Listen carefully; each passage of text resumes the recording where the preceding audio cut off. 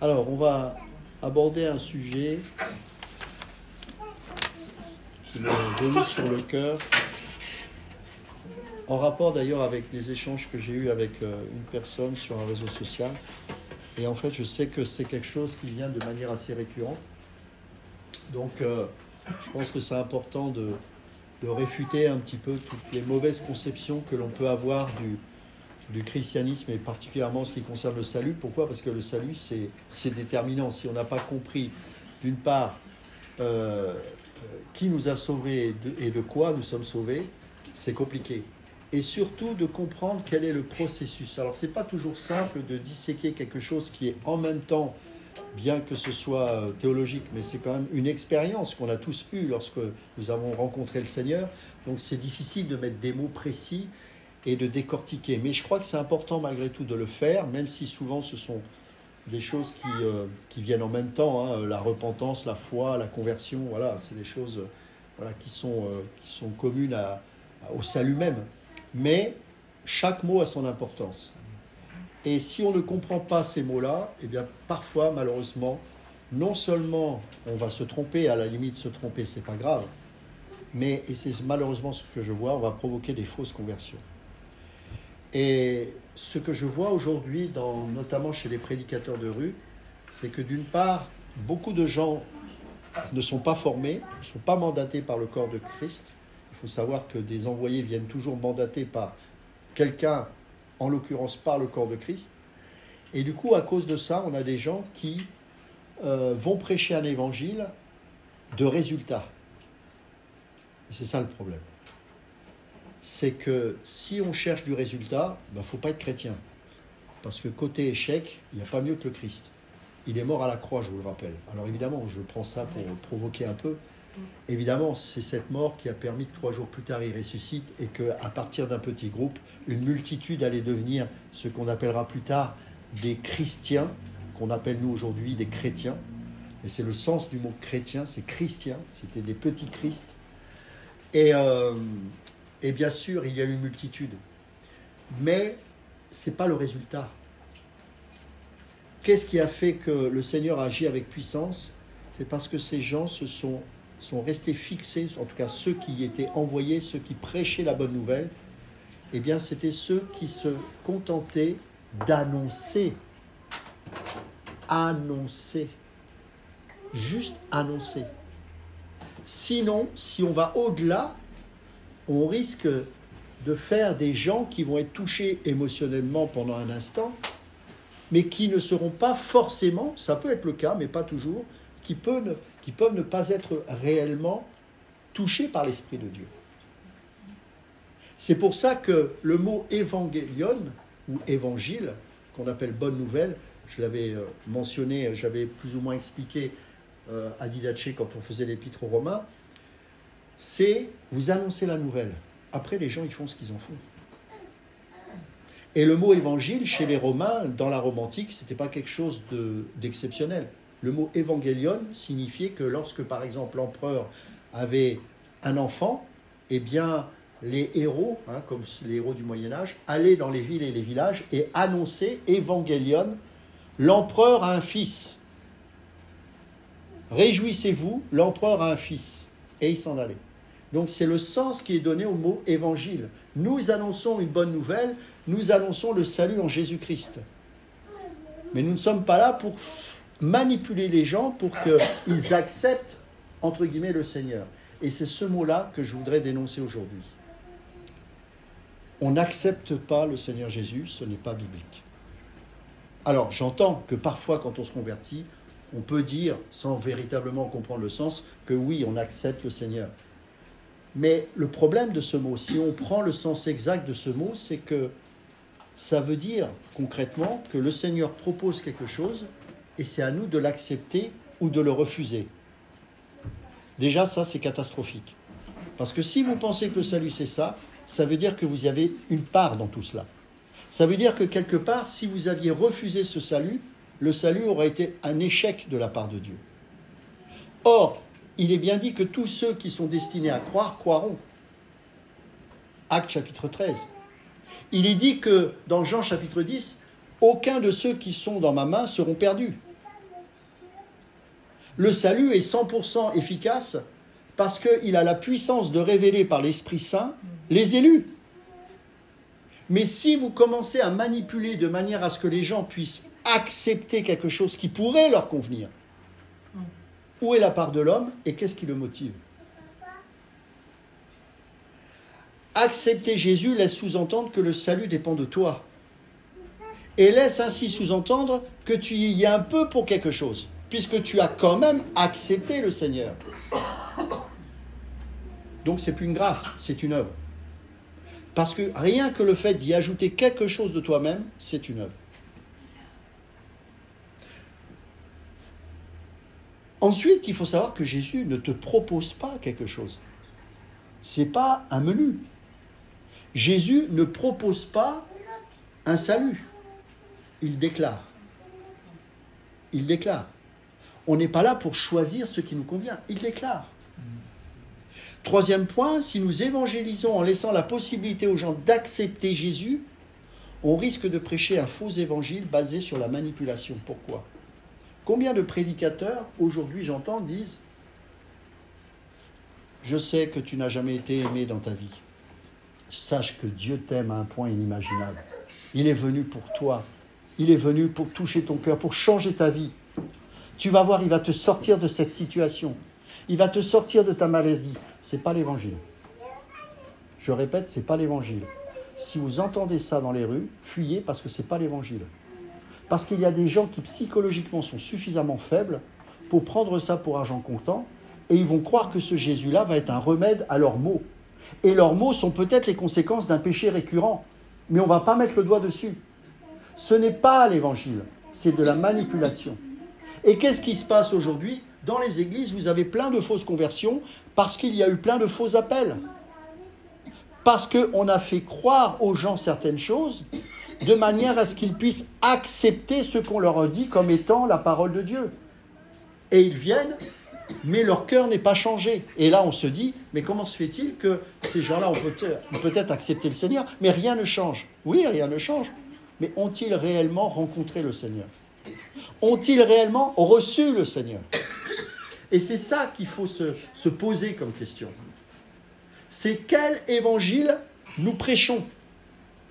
Parce qu'il y a des conséquences sur la manière dont nous évangélisons. C'est pour ça que je ne suis pas d'accord. C'est comme un enseignant. On a beaucoup d'exigences envers l'enseignant, et ça je suis d'accord, parce qu'il aura à rendre compte devant Dieu. Mais on doit être exigeant envers les évangélistes. Qui t'a mandaté? Quel message prêches-tu? En fait, le gros problème de l'acceptation, c'est qu'aujourd'hui, beaucoup de doctrines chrétiennes sont basées sur l'effort humain. Le fait d'accepter, le fait de se sanctifier comme étant une œuvre et non plus un fruit. Vous avez pour fruit, vous avez le Saint-Esprit, c'est ce qui va nous permettre de manifester ce fruit qui est la sanctification. Mais ce n'est pas une œuvre. Et certains utilisent ça pour se sauver. Oui, mais si tu ne te sanctifies pas, tu ne seras pas sauvé. Non, c'est parce que tu es saint, c'est parce que tu es sanctifié, c'est parce que tu es mis à part, c'est parce que tu es sauvé que tu peux te sanctifier. Tu ne te sanctifies pas pour être sauvé, tu te sanctifies parce que tu es sauvé.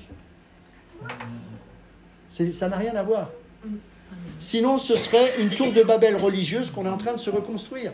À force de sanctification, je vais me mettre au pinacle et je vais pouvoir atteindre Dieu. La religion, ce sont des briques. La foi, c'est une pierre. Sur cette pierre, je bâtirai mon église. Alors, par quoi commence l'évangile? L'évangile commence par l'épître aux Romains. On est en train d'étudier, c'est vrai qu'on vit des moments, je trouve, vraiment des bons moments parce que on en est au 4e verset, on en est seulement au 3e cours, je crois, un 2e ou 3e cours, je ne sais plus. On n'a fait que 4 versets tellement c'est riche.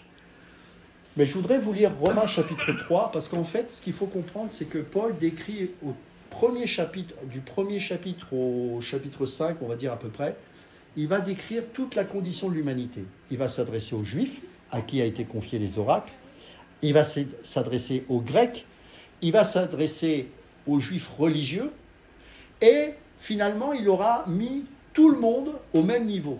Et quel est ce niveau? C'est ce qu'on va voir dans Romains chapitre 3. Et regardez ce qu'il va dire.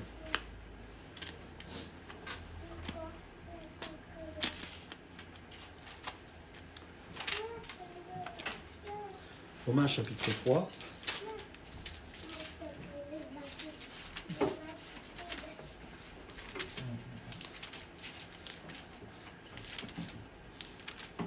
On va prendre à partir du verset 1. Donc là, il parle précédemment de la désobéissance d'Israël, etc., etc. Il va conclure avec le verset 1 du chapitre 3. Quel est donc l'avantage du juif ou quelle est l'utilité de la circoncision? Il est considérable de toute manière. Tout d'abord, c'est à eux que les paroles de Dieu ont été confiées. D'autres traductions disent les oracles. Et quoi? Si quelques-uns ont manqué de foi, leur manque de foi réduira-t-il à rien la foi de Dieu? Jamais de la vie. Plutôt que Dieu soit vrai et tout être humain menteur, ainsi qu'il est écrit. Afin que tu sois trouvé juste dans tes paroles et que tu triomphes dans ton procès. Mais si notre injustice met en évidence la justice de Dieu, que dirons-nous? Dieu est-il injuste quand il donne cours à la colère? Je parle en termes humains. Jamais de la vie. Autrement, comment Dieu jugerait-il le monde? Une parenthèse. Beaucoup de gens vont dire que l'enfer, c'est l'absence de Dieu. Faux, c'est la présence de Dieu dans sa colère. Il n'y a pas un endroit où Dieu n'est pas présent, mes amis. Y compris en enfer. Mais l'enfer, c'est la colère de Dieu qui est manifestée. C'est la présence de quelque part colérique, je ne sais pas si c'est le mot, mais c'est la présence dans toute sa colère et dans tout son jugement. Et l'enfer, c'est ça. Parce que derrière l'enfer, c'est l'absence de Dieu, ça veut dire qu'il n'y a rien d'autre. Non, c'est un jugement. C'est un jugement. Et dans l'Évangile, la première chose que l'on doit annoncer, avant même d'annoncer une bonne nouvelle, sinon je ne vois pas en quoi c'est une bonne nouvelle, c'est que Dieu veut nous sauver de quelque chose. Mais de quoi veut-il nous sauver? Et c'est marrant, ça, là, par exemple, très peu de gens le décrivent. Oui, mais je ne peux pas commencer à annoncer l'Évangile comme ça, et pourtant, il faut commencer par ça. Car tous sont pécheurs. Tous. Tous, tous, tous, tous sont pécheurs. Et deuxième chose, parce qu'on pourrait s'arrêter là, et sont privés de la gloire de Dieu. Commencez par ça et décrire le cœur plutôt que de chercher des excuses. Oui, tu as souffert dans ta jeunesse, oui, ce n'est pas ça l'Évangile. Même si tu as souffert, même si tu as vécu des choses injustes, tu restes coupable devant Dieu à la manière dont tu as réagi face à cette injustice. Il faut dire la vérité, sinon où est la bonne nouvelle? Mais si par mon mensonge la vérité de Dieu abonde pour sa gloire, pourquoi moi serais-je encore jugé comme pécheur? Et pourquoi ne pas dire comme certains calomniateurs prétendent que nous disons « faisons le mal pour qu'il en résulte du bien ». Ces gens-là méritent d'être condamnés. Quoi donc? Sommes-nous supérieurs? Pas en tout point, car nous avons déjà porté cette accusation. Écoutez bien. Tous, juifs et grecs sont sous le péché, ainsi qu'il est écrit. Il n'y a pas de juste, pas même un seul. Il n'y en a pas un qui soit intelligent. Il n'y en a pas un qui recherche Dieu. Tous se sont égarés. Ensemble, ils se sont pervertis. Ensemble, c'est-à-dire qu'il y a une connivence pour la perversion. Et c'est-à-dire qu'ils ont même utilisé, c'est pas l'inconscience, hein. Faut arrêter de dire oui, mais c'est mon subconscient qui fait que... Non, c'est consciemment. Pourquoi? Parce que ton cœur est en colère contre Dieu. À cause de ta nature déchue, toute injustice que tu vas subir va se transformer en révolte contre Dieu. D'une manière violente, peut-être par la marginalité ou le crime, mais peut-être aussi d'une manière plus doucereuse. On peut faire des œuvres sociales, on peut faire des bonnes choses, tout en restant en révolte contre Dieu. Pour montrer que, tu vois, je n'ai pas besoin de toi pour faire du bien aux autres. Ce qu'on n'a pas compris, c'est que c'est le cœur, la racine du cœur, qui est pourri, qui est corrompu. Et quoi que nous puissions faire, ça découlera toujours d'un cœur inique et corrompu. Tous se sont égarés, ensemble ils se sont pervertis. Il n'y en a pas un qui fasse le bien, il n'y en a pas même un seul. Leur gosier est un sépulcre ouvert. Ils rusent avec leur langue, ils ont sous leurs lèvres un venin d'aspi. Leur bouche est pleine de malédiction et d'amertume. Ils ont les pieds agiles pour répandre le sang. La destruction et le malheur sont sur leur chemin. Ils n'ont jamais connu le chemin de la paix. Il n'y a pas de crainte de Dieu devant leurs yeux. Et Paul va dire ceci. Or, nous savons que tout ce que dit la loi, Elle le dit à ceux qui sont sous la loi, afin que toute bouche soit fermée et que le monde entier soit coupable devant Dieu. Personne en effet ne sera justifié devant lui en vertu des œuvres de la loi, car ce qui advient au moyen de la loi, c'est la connaissance du péché. Mais maintenant, en dehors de la loi, la justice de Dieu attestée par la loi et les prophètes s'est manifestée, justice de Dieu par la foi de Jésus-Christ pour tous ceux qui croient, car il n'y a pas de distinction. Tous, en effet, ont péché et sont privés de la gloire de Dieu. Et c'est gratuitement qu'ils sont justifiés par sa grâce au moyen de la rédemption qui est en Jésus-Christ. Voilà la bonne nouvelle. Mais il faut commencer par le commencement. Pour qu'ensuite cette bonne nouvelle devienne réellement une bonne nouvelle. Oui, c'est vrai, nous sommes tous pourris. Il n'y a pas de souci là-dessus. Mais si on en reste là, mais alors qu'est-ce qu'on fait? Non seulement mon cœur est pécheur, mais en plus, vous me destinez à l'enfer. C'est quoi la solution? Eh bien, la bonne nouvelle, qui est vraiment une bonne nouvelle, c'est que Jésus a pris ton péché. Il a tout pris sur lui. Il a servi de paratonnerre quelque part. Et la colère qui aurait dû se manifester sur vous et moi s'est manifestée sur son Fils Jésus-Christ. Il s'est offert en sacrifice en tant qu'homme et souverain sacrificateur, tout en étant Dieu et en étant volontairement dépouillé de ses attributs à la croix, pour que justement il puisse en tant qu'homme être cet agneau immolé. Seul un agneau pur et sans tache pouvait nous purifier de tout péché. Et c'est pour ça que c'est par ces meurtrissures que nous sommes guéris. Guéris ici, il n'est pas parlé de maladie, comme beaucoup pensent, mais du péché, qui est synonyme de lèpre. Le péché est la plus grave des maladies. Et c'est pour cela qu'il est venu mourir à la croix. Évidemment, quand on annonce ça dans les rues, c'est plus compliqué. Et le problème, c'est qu'aujourd'hui, vous savez, je ne sais pas si vous avez vu des films de guerre où il y a des pilotes qui se font la guerre dans les airs, là.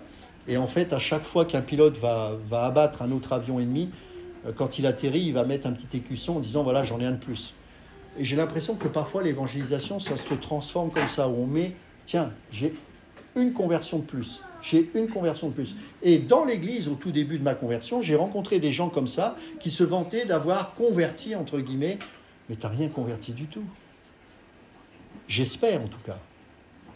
J'espère. Parce que si on annonce un évangile qui consiste à accepter le Seigneur Jésus, qu'est-ce que tu as fait pour qu'il en arrive à l'acceptation? L'évangélisation, c'est annoncer, peut-être en développant un peu plus ce que je suis en train de vous dire, et ensuite en laissant Dieu agir. C'est le Saint-Esprit qui convainc de péché, de justice et de jugement. Ce n'est ni vous ni moi. On laisse Dieu faire. Et là, quand la personne est touchée, on sait que c'est de Dieu. Quand la personne se tourne dans une repentance réelle et commence à changer de vie, on sait que c'est vrai. C'est pour ça que l'acceptation est très dangereuse. Parce que oui, je peux comprendre qu'on peut utiliser ce terme. Mais attention à ce que l'on ne pense pas que parce qu'on a dit oui, qu'on est sauvé. Parce que le Seigneur ne nous propose pas une solution. Il révèle les élus. Ça n'a rien à voir. Tous ceux qui étaient destinés au salut, à un moment donné, par la prédication, ils vont se lever. Ils vont être touchés par le Seigneur. Je suis sûr que pour chacun d'entre vous, vous avez cette sensation. En tout cas, moi, j'ai toujours celle-ci. C'est que le jour où le Seigneur m'a visité et que je suis devenu une nouvelle personne en Christ, c'est comme si je me doutais avant que j'étais destiné à ça. Et pourtant, avant, j'étais un païen. Je ne sais pas si vous avez eu cette sensation. Pourquoi? Parce que vous êtes élus. Amen. Vous êtes élus. Vous êtes choisis de Dieu. Regardez, dans Genèse chapitre 15, rappelez-vous que Abraham, c'est le père de notre foi. Et il est cité comme exemple, y compris dans l'Épître aux Romains par Paul, à partir de la fin chapitre 4 et au début du chapitre 5. Mais on oublie une chose. Parce que beaucoup disent, oui, mais le Seigneur a récompensé sa foi. Ah bon? Vous croyez réellement qu'il a récompensé sa foi? Non. Il a récompensé la foi que Dieu lui a donnée. Parce que, comment expliquez-vous? On va le lire. Genèse chapitre 15. Et tout est comme ça dans la Bible. Le problème, c'est que soit on lit la Bible avec les yeux de la chair, et là, auquel cas, on pense qu'on est toujours dans l'histoire, soit on lit la Bible avec les yeux de l'esprit, et là, on peut la lire avec cette attitude, ce n'est plus moi qui vis, c'est Christ qui vit en moi. Seigneur, révèle-moi ta volonté, parce que tu es souverain, je peux faire quoi qu'il advienne, tu restes Dieu. Il n'y a pas un endroit sur la surface de la terre, et même dans les cieux et sous la terre, où tu n'y es pas. Tout est sous ton contrôle. Mais il faut avoir les yeux de l'esprit. Regardez Genèse chapitre 15. On va prendre du verset 1 jusqu'au verset 6. Après cela, la parole du Seigneur parvint à Abraham dans une vision. Dans une vision. N'aie pas peur, Abraham. Je suis moi-même ton bouclier, ta récompense sera très grande. Abraham répondit, Seigneur Dieu, que me donneras-tu? Je m'en vais sans enfant. L'héritier de ma maison, c'est Eliezer de Damas. Abraham dit, tu ne m'as pas donné de descendance. C'est celui qui est né dans ma maison qui sera mon héritier. Alors la parole du Seigneur lui parvint. Ce n'est pas lui qui sera ton héritier, mais bien celui qui sortira de toi. Il le mena dehors et dit, contemple le ciel, je te prie, et compte les étoiles si tu peux les compter. Il lui dit, ainsi sera ta descendance. Et c'est seulement à ce moment-là qu'il dit, il mit sa foi dans le Seigneur, Abraham. Dieu savait déjà. Il a déclaré les choses avant même que Abraham crût. Et c'est ces choses qui lui ont été révélées qui ont fait que la foi s'est révélée dans Abraham. Ah, mes amis, c'est ça l'évangile. Tout ce qui vient de toi et qui est lié à l'esprit a toujours été créé de toute éternité. À chaque oui que tu mets dans l'esprit, c'est un oui qui est issu du ciel avant même que tu aies la foi. Est-ce que vous comprenez? On va continuer et on va prendre un autre passage qui est très intéressant. Est-ce que je vais commencer par ça? On va prendre Romains chapitre 8.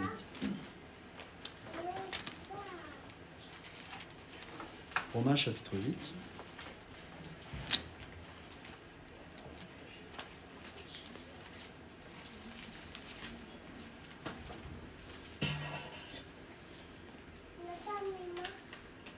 Vous savez, le salut, il est exclusivement basé sur le choix de Dieu, ce qu'on appelle l'élection.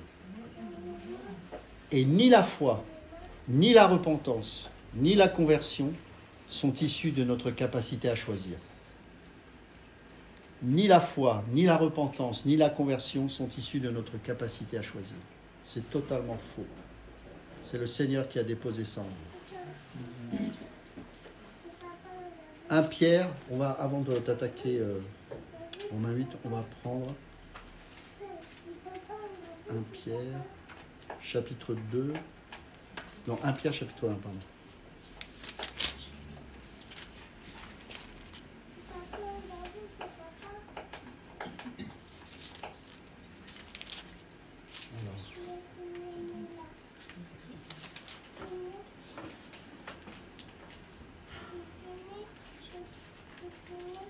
Je crois que c'est 1 Pierre. Voilà. 1 Pierre chapitre 1, on va prendre à partir du verset 3. Béni soit le Dieu et Père de notre Seigneur Jésus-Christ, qui, selon sa grande compassion, nous a fait naître de nouveau. Qui vous a fait naître de nouveau?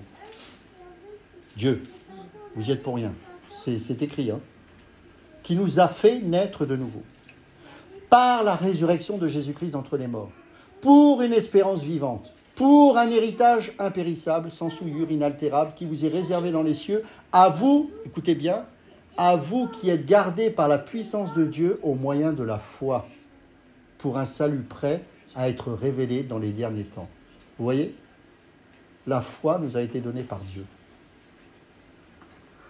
Vous êtes gardés par la puissance de Dieu, par le moyen de la foi. Ça, c'est encore Dieu qui opère. Ça ne se mesure pas une fois. C'est un don. Et il nous l'a accordé. Et lorsque tu crois, c'est pas « Ah, parce que j'ai eu la foi », c'est parce qu'il t'a donné cette foi qui te permet de dire oui. C'est pour ça qu'on n'accepte pas Jésus. On le reçoit. Et les élus se révèlent. Et la foi s'enclenche. Romains chapitre 8.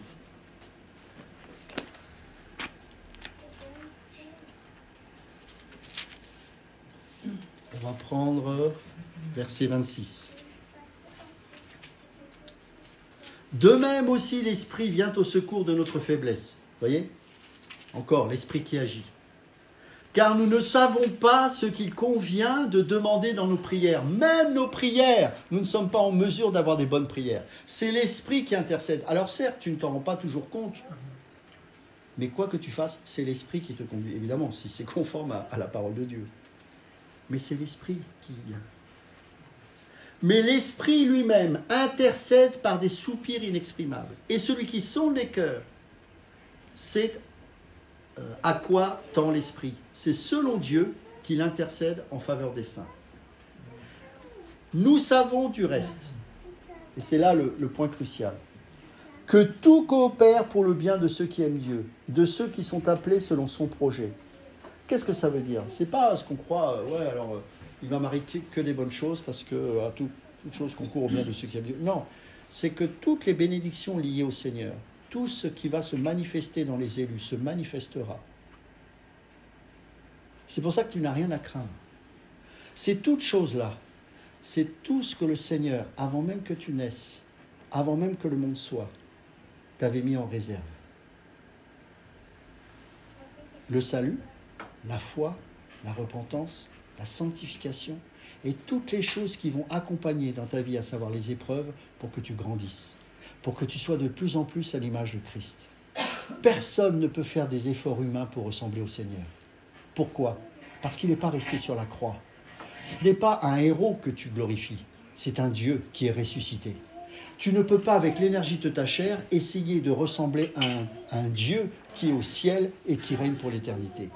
Il faut l'Esprit de Dieu qui opère dans ta vie pour produire ce qu'on appelle cette métamorphoa, selon Romains chapitre 12, 1 et 2. Soyez transformés par le renouvellement de votre intelligence, afin que vous discerniez.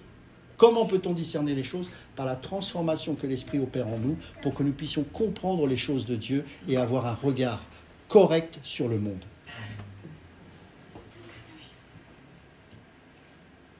Car ceux qu'il a connus... Alors attendez, je vais trop vite.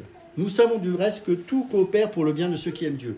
De ceux qui sont appelés selon son projet. Ceux qui sont appelés selon son projet, pas le tien ni le mien. Car ceux qu'il a connus d'avance, il n'a pas connu d'avance, en fait le mot ici c'est prédestiné. C'est pas, il n'a pas connu d'avance en disant oui mais il savait que tu allais te convertir. Non, sinon c'est plus un choix. C'est une préconnaissance, mais il y a aussi le choix. Il y a le dessein, il y a la prédétermination. Le peuple juif n'a pas été choisi par accident, bien que ce soit le peuple le plus faible qui existait sur cette terre à l'époque où Dieu avait mis son regard sur les Juifs. Mais parce qu'il avait décidé depuis toujours. Le choix porté sur l'Église, cette révélation merveilleuse et ultime pour l'humanité, ce n'était pas quelque chose qui a évolué dans le temps, c'était quelque chose qui était fixé depuis toujours dans l'éternité, dans le sein même de la Trinité. Car ceux qu'il a connus d'avance, il a aussi destiné d'avance à être configurés à l'image de son Fils, pour qu'il soit le premier-né d'une multitude de frères. Écoutez bien ça. Et ceux qu'il a destinés d'avance, il les a aussi appelés.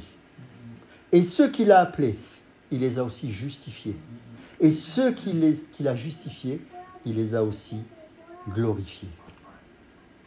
Waouh! Tout est de Dieu. Que dirons-nous donc à ce sujet ? Si Dieu est pour nous, qui sera contre nous ? Effectivement, en quoi nous n'avons pas peur aujourd'hui ? Si nous portons notre regard sur un Dieu qui va essayer d'améliorer notre vie, on va être désécurisé malgré tout. Parce que dans notre vie, il y aura des difficultés. Et à cause de ça, on ne va pas comprendre. Mais Dieu, on m'avait dit que tu étais celui qui me guérissait. On m'avait dit que tu es celui qui me donnait la prospérité. Parfois oui, parfois non. Et surtout, principalement non. Ce n'est pas son sujet. C'est l'épreuve. Parce que la mise à l'épreuve de ta foi produit la patience. Mais il faut que la patience accomplisse son œuvre parfaite afin que tu sois parfait et accompli et qu'il ne te manque rien. Voilà la vie chrétienne. Jacques chapitre 1. Tu dois être taillé à l'image de Christ. Et le Seigneur t'a prédéterminé à cela. Et il va mettre toutes les circonstances, favorables ou non humainement parlant, pour que l'image de Dieu, jour après jour, année après année, s'imprime dans ta vie. Et ça, mes amis, ça n'est pas possible avec la volonté humaine. Tu résisteras parfois, mais le Seigneur aura les armes pour casser ta résistance. Parfois, tu diras oui et amen. Souvent, tu vas pleurer. Mais à la fin, tu pourras louer le Seigneur. Parce que malgré tes résistances, malgré tes chutes, il aura été au bout avec toi. Ça, c'est destiné qu'aux élus, mes amis. Pas aux faux chrétiens. Pas à ceux qui ont accepté Jésus parce qu'on leur a fait croire que ça allait être mieux. Seuls les élus pourront supporter ces choses. Parce que l'Esprit de Dieu les a scellés d'un nouveau sceau. Ils ne sont plus serviteurs de Satan, mais ils sont esclaves de Christ. Esclaves non pas par obligation, mais par amour. Comme Paul dira, l'amour nous presse. Je voudrais parfois, je serais tenté d'aller dans cette direction, mais l'amour de Christ est tel dans ma vie qu'il me presse et il m'empêche d'aller trop loin. Pourquoi ? Parce qu'il est en train de dérouler son plan divin. Et c'est pour ça qu'il y a cette formidable louange à la fin de la part de Paul qui dira, que dirons-nous donc à ce sujet ? Si Dieu est pour nous, qui sera contre nous ? Lui qui n'a pas épargné son propre Fils, mais qui l'a livré pour nous tous, comment ne nous donnera-t-il pas aussi tout avec lui par grâce ? Qui accusera ce que Dieu a choisi ? Celui qui accepte le Seigneur, mais qui n'est pas sûr d'être réellement sauvé. Il y a un problème. Parce que sans arrêt, il va être dans l'accusation.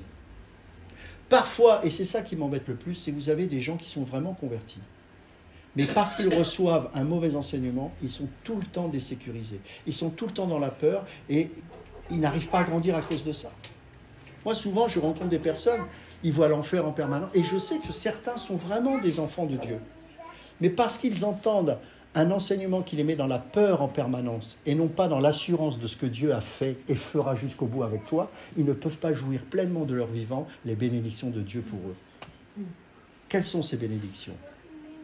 D'être heureux, quelle que soit la condition dans laquelle tu vis. Comment expliquez-vous ? On a chanté ce chant, « Entre tes mains, j'abandonne ». Vous savez que c'est un très vieux chant, ça. Et dans les très vieux chants, il y a très peu de jeux, mais beaucoup de Jésus. On n'est pas dans les chants actuels. Mais pourquoi on chantait ça ? Parce que la notion de souffrance, la notion d'épreuve, c'était quelque chose de quotidien, y compris pour les gens qui n'étaient pas croyants. C'est pour ça que vous avez ces chants d'une telle profondeur. Parce que lorsqu'ils convertissaient, ils ne cherchaient pas, ils comprenaient bien que leur vie n'allait pas changer du jour au lendemain, mais leur vie allait enfin avoir un sens. Amen. C'est-à-dire qu'ils n'espéraient pas la terre comme beaucoup de chrétiens espèrent aujourd'hui. Ils espéraient réellement le ciel. Et ce qui fait que quand ils se sont convertis, tout ce qu'ils ont vu se construire autour de leur vie, c'était dans le but de les faire croître en Jésus-Christ. Et là, leur vie a eu désormais un sens. Ce qui explique que vous aviez des chrétiens avant qui se réjouissaient en prison. Vous aviez des chrétiens qui étaient des braves paysans qui avaient des difficultés à joindre les deux bouts, mais qui louaient le Seigneur. Comment expliquez-vous qu'il y a même pas un siècle, vous aviez des gens très pauvres, mais qui convertis, louaient le Seigneur ? Moi, j'allais souvent en Afrique, je voyais la condition de certains, et ils louaient le Seigneur. Parce qu'ils avaient compris qu'enfin leur vie avait un sens.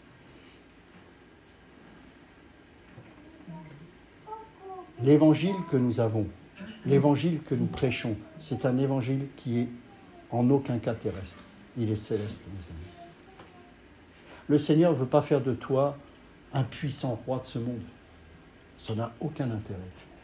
Peut-être que pour certains, ce sera le cas, mais ce ne sera pas pour que tu sois roi. C'est pour que tu utilises ton autorité pour faire avancer le plan de Dieu. Tu seras la tête et non la queue. Tu seras la queue tout le temps, mon ami. On ne sort pas les versets du contexte comme ça. C'était lié à une promesse, lié à des victoires d'Israël. mais tu seras toujours la tête tant que tu seras assis avec Christ dans les lieux célestes. Et c'est ce qu'il a fait. Donc tu n'as pas à chercher une position ultime ici-bas, tu règnes déjà. Ça ne se voit pas encore, mais un jour, quand Jésus viendra dans les nuées avec tous ses élus, ils verront que tu avais toujours régné. Sauf que le règne dont parlait Jésus quand il était sur cette terre, il le disait, je ne suis pas le roi de ce monde. Il est le roi de ce monde en même temps. Mais il ne veut pas changer le monde, il veut changer ton cœur. Il ne veut pas destituer Trump ou Macron. Il veut que sa volonté s'accomplisse dans l'histoire. Et elle s'accomplira. Trump ou pas, Macron ou pas. Que ta volonté soit faite. Que ton règne vienne. Rappelez-vous que c'est le modèle de la prière. Ce n'est pas je, que ta. Pas que ma, que ta. Que ta volonté soit faite. Que ton règne, pas le mien. C'est Dieu qui justifie. Qui condamnera? C'est Jésus-Christ qui est mort. Bien plus, il s'est réveillé. D'autres traductions, c'est il est ressuscité. Il est à la droite de Dieu et il intercède pour nous. Quelle assurance, mes amis, quelle assurance! La détresse, qui nous séparera de l'amour du Christ? Sous-entendu rien. La détresse, l'angoisse, la persécution, la faim, le dénuement, le péril ou l'épée, ça ne veut pas dire, vous voyez, il ne dit pas que ces choses-là n'arriveront pas. Hein. Mais est-ce que ça va pour autant nous désécuriser? Non. Mais dans toutes ces choses, nous sommes plus que vainqueurs par celui qui nous a aimés. Car je suis persuadé que ni la mort, ni la vie, ni les anges, ni les principautés, à présent, ni présent, ni à venir, ni puissance, ni hauteur, ni profondeur, ni aucune autre créature ou autre création, suivant les traductions, ne pourront nous séparer de l'amour de Dieu en Jésus-Christ, notre Seigneur. Vous ne pourrez pas de vous-même chanter les louanges lorsque vous allez aller dans les arènes. Hein. On est tous humains. On ne tient pas, mes amis. C'est pour ça qu'il est important, alors que tout est pour le mieux aujourd'hui, de prêcher la bonne nouvelle et de comprendre que le seul moyen de tenir, c'est d'être conscient que nous sommes rachetés de manière définitive, absolue, irrévocable. Et ça, c'est l'affaire de Dieu. Vous pouvez me dire ce que vous voulez sur moi, que je ne suis pas sauvé, que je suis un apostat. Je sais que je suis sauvé et que j'ai l'éternité qui m'est réservée avec lui dans sa présence un jour. C'est même pas négociable, je le sais. Et je m'appuie sur cela.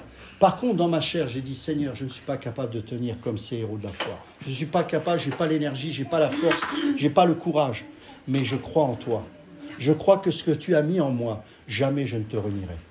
Seigneur, aide-moi, donne-moi la force. Je veux rester humble devant ta toute-puissance, parce que je sais qu'en moi, il n'y a pas cette capacité d'être comme certains Jean Moulin qui ont cette capacité de résister. Mais je ne veux pas te trahir. Alors je m'appuie sur la force de ton esprit pour que je puisse tenir jusqu'au bout. Et le Seigneur, dans sa grâce, le fera, parce que c'est son nom qui est en jeu.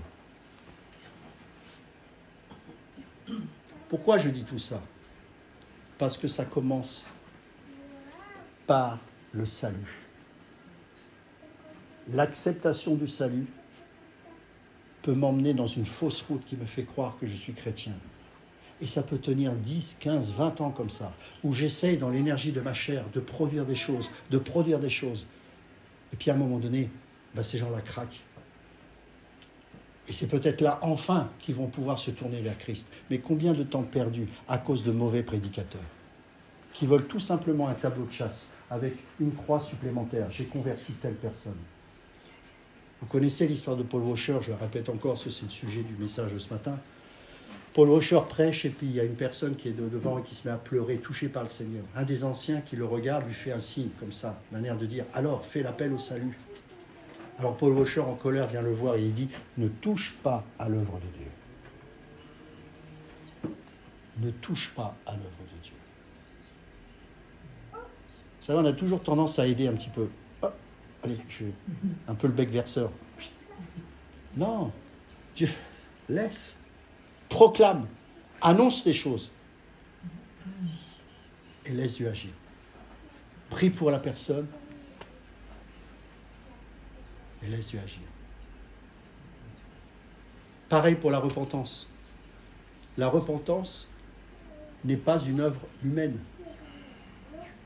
La repentance, ce n'est pas « je me repens et je décide de faire des choses meilleures ». La repentance, elle a été expérimentée au brigand, avec le brigand à la croix. Ah oui, mais alors comment ça se fait? Il n'a pas pu se repentir. Il était à la croix et le Seigneur l'a pris. Et la repentance, ce n'est pas le fait de changer et de se sanctifier. C'est déjà dans sa mentalité de dire « Ok, j'ai compris, je change ».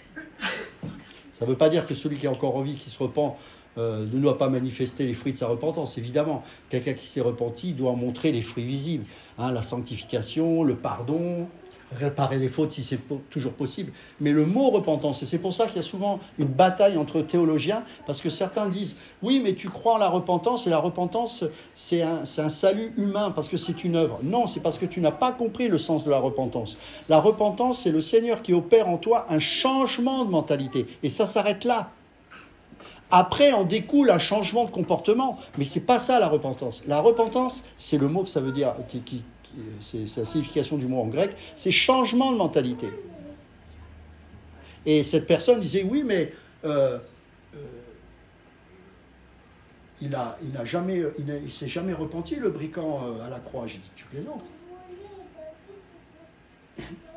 Il s'est tourné vers son sauveur. Et il a reconnu qu'il était pécheur. Mais arrête de le maudire comme ça. Nous, ce que l'on reçoit, c'est légitime, cette condamnation-là. Mais lui, il est innocent, il n'a rien fait. Et là, repentant, changement de mentalité, il se tourne vers lui parce qu'il a l'occasion, pour une fois dans sa vie, c'est intéressant de voir si à la croix, au moment où il est sur le point de mourir, il voit son sauveur à côté. C'est-à-dire que le sauveur est capable de venir à la croix, là où l'autre il est, pour le sauver. Et il se tourne vers lui et lui dit, Seigneur, si c'est possible, que je puisse aller avec toi au paradis. Et ça lui a été accordé. Repentance. Oui, elle était là, la repentance. Évidemment, il y a plein de gens qui meurent, qui se sont repentis, qui n'ont pas eu le temps de manifester les fruits de la repentance. Et ça embête la chair, ça, parce que la repentance, il faut absolument qu'on le prouve. Il faut le montrer. Oui, la repentance découle de la repentance un bon comportement, des choses. Mais imaginez, quelqu'un se repent, une autre personne se repent. Il y en a une qui aura encore son sale caractère, mais il y a plein de choses qui vont changer dans sa vie. L'autre personne a un bon caractère, mais elle continue de faire des choses qu'on voit moins. Et donc, en apparence, on pourrait juger que celle-ci s'est plus repentie que l'autre. Donc, si on joue à ça, là, on va où là? On va dans une compétition et on reconstruit nos briques avec notre tour de Babel. Et on devient esclave, non plus de ce que l'on est, parce qu'on est réellement sauvé, mais de ce que l'on fait. Et ça, c'est terrible. Parce qu'il va falloir faire des briques. Bientôt, il faudra aller chercher la paille. Et ensuite, il faudra la faire cuire. Et c'est sans cesse, sans cesse, sans cesse. Mes amis, c'est une allégorie. Lorsque le Seigneur a délivré les Égyptiens, il les a réellement délivrés. Mais c'était aussi pour nous montrer la signification spirituelle. Vous n'allez plus faire des briques. Vous allez vous appuyer sur la pierre vivante. C'est ce que Jésus déclara à Pierre. Lorsque Pierre reçoit cette révélation, tu es le Christ, le Fils du Dieu vivant. Il va lui dire, tu es Pierre, et sur cette pierre, je bâtirai mon église. Pas sur une brique, pas sur les efforts humains, pas sur la religion, pas sur tu dois accepter Christ, il faut faire ceci, il faut faire cela. Parce que dedans, il y a des esclaves qui vont être libérés, mais qui ne font pas partie du peuple de Dieu. Et que c'était qu'une délivrance en apparence, parce que ceux qui sont partis avec le peuple élu, c'était des gens qui avaient gardé la mentalité et qui ont infecté le peuple.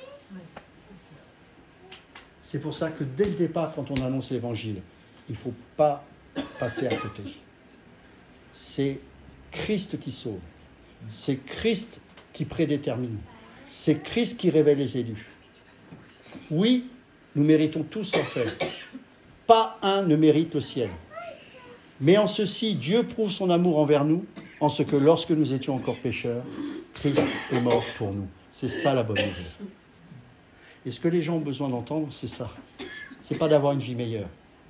Parce que la vie meilleure, elle nous est réservée au ciel, pour l'éternité. Et croyez-moi, c'est pas grave si c'est difficile ici-bas. Parce que ici, c'est un temps de préparation. Je me prépare à régner avec Christ pour l'éternité. Vous tous, vous êtes destinés à régner avec Christ pour l'éternité. Et laissez-moi vous dire une chose, et je vais finir avec ça. Pas une seule âme ici présente qui est sauvée ne sera perdue. Pas une seule. Pourquoi ? Parce que c'est Dieu qui sauve, ce n'est pas un homme. 100% d'efficacité. Dieu n'échoue pas. C'est pour ça que ceux qui sont destinés à croire, croiront. Et les autres qui ne croiront pas, ce sera juste qu'ils aillent en enfer parce qu'ils ont refusé de croire au Seigneur. Ça ne veut pas dire que nous sommes meilleurs, parce que nous sommes dans les mêmes conditions que les autres. Mais Dieu nous a fait grâce. Vous comprenez ? C'est un mystère, hein ? Il y a des choses comme ça qu'on ne peut pas expliquer. Mais si on comprend ça, je vous assure, vous allez retrouver de la joie. Pas une joie évangélique un peu soin là, qui est un peu ridicule, on balance les drapeaux, ça, j'ai rien contre ça. Mais ça, c'est pas là qu'on teste la joie. C'est quand c'est dur. Les gens qui ont la maturité en Christ, qui comprennent qu'ils sont élus, qui comprennent la souveraineté de Dieu, qui comprennent l'élection, eh bien, ils savent que même dans les conditions difficiles, quand bien même parfois ils peuvent souffrir et pleurer, il y a une joie qui est enracinée. Comme Paul. Car j'ai l'assurance que ni la mort, ni la vie, ni les nominations ne pourront me séparer de Jésus-Christ, mon Sauveur. L'Église est là pour préparer les élus, pour qu'elle prenne, l'Église, conscience que, quoi qu'il arrive, le Seigneur fera le travail. Évidemment, vous pouvez désobéir. Évidemment, pour ceux qui sont enfants de Dieu, parfois, on résiste trop souvent. Parfois, on tombe. Mais laissez-moi vous dire une chose. Un chrétien, un enfant de Dieu, on le reconnaît non pas à la manière dont il tombe, mais à la manière dont il se relève. Ça sert à ça, la grâce. La grâce, elle est toujours là. Et elle est disponible pour ses élus. N'ayez point peur. Venez à lui tel que vous êtes. Ne soyez pas dans les faux fuyants ou dans la religion. Reconnaissons que parfois, oui, il y a ça, j'ai pas été bien. Là-dessus, je reconnais qu'avec mon épouse, c'était pas correct, ou qu'avec mon mari ou avec mon enfant. Reconnaissons les choses, mais après on avance. Seigneur, pardonne-moi. Je veux changer l'esprit.